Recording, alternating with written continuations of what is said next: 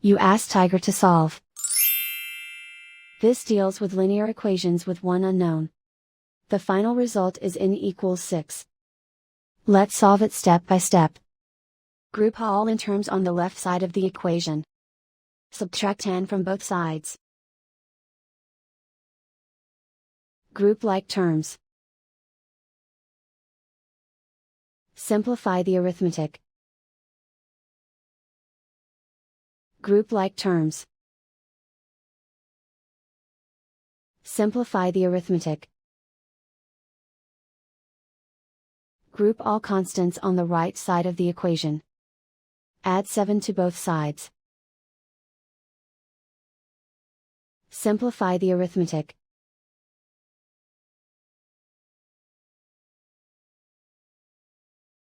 And so the final result is n equals 6.